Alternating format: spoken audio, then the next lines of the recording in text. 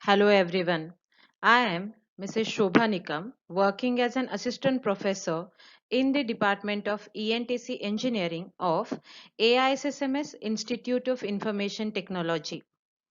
In this video, I'll tell you how to write a VHDL code for finite state machines. Finite state machines are classified into two types, Moore FSM and Mealy FSM. And in case of VHDL coding, as we all know, the code is divided into four subparts. First is library inclusion, package inclusion, entity, and architecture. In entity, we describe external inputs and outputs to the system. And in architecture, we explain actual behavior of the circuit. Here, simple example of 101 sequence detector is taken, and the sequence detector is modeled using Moore FSM. And here you can see the state diagram of 101 sequence detector using Moore FSM. In entity, inputs are defined. Inputs are clock, data input, reset, and output is data output. In any sequence detector, when circuit will detect entire sequence of incoming bits, then output becomes 1. Till that point, output remains 0. So here in this circuit, when it will detect entire sequence 101, then only output will become 1, otherwise output will remain 0. In case of architecture, the things which are not defined in entity or we can't define in entity, these things we can define in architecture. So here, four states are used to model 101 sequence detector. Hence, S0, S1, S2 and S3, four states are defined under architecture. And we cannot use data type directly, so we need to connect it with some data objects. So signal is taken, data object, and present state and next state are two signals which are of type state, and initial value is assigned as S0, and then architecture begins. To model any FSM using VHDL, two process statements are used. One process is based on clock. It shows us transition from present state to next state based on the clock input and reset input. And second process gives us transition of circuit from one state to another state. So first process is related to clock and second process is related to states. So here process in sensitivity list, clock, and P1 is label.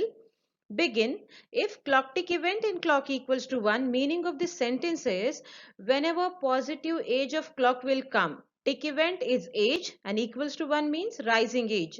Then based on reset value, if reset is equals to 1, then present state is assigned as S0, that is will initialize circuit. Else it means when reset is not 1, when reset switch is not pressed, then present state is assigned as next state. It means now next state will become present state after one clock cycle. And if again end if, because two if statements are started, and then end process.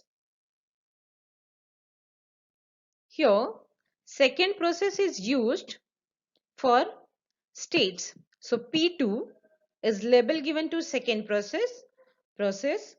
In sensitivity list, present state and data input is taken. Begin. Case statement is used.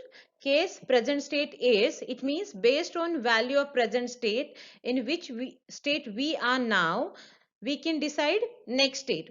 So here in state diagram we can see first state is S0. So when S0, here in case of Moore FSM, output value is fixed for every state. So D out is 0. Here you can see under state, under circle, below S0, 0 is written. It means output for first state is 0. So when S0, D out is 0.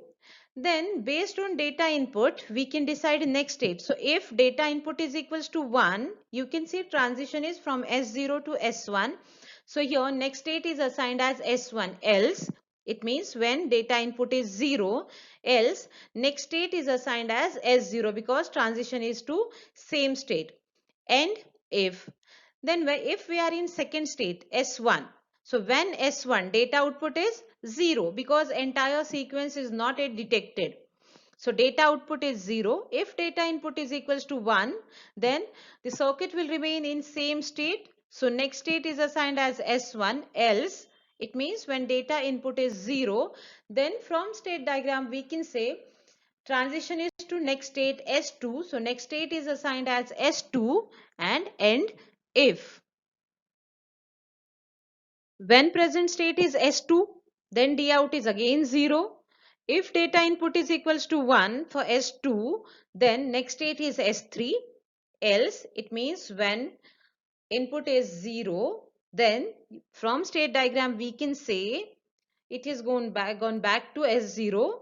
So next state is S0 and if when S3 now entire sequence has been detected 1 0 1. So when in state S3 data output is 1.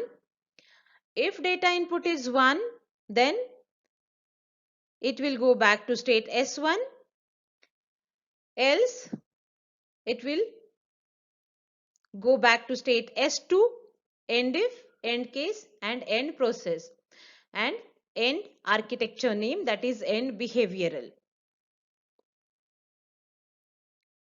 So to model any FSM using VHDL, first step is state diagram must be ready with you.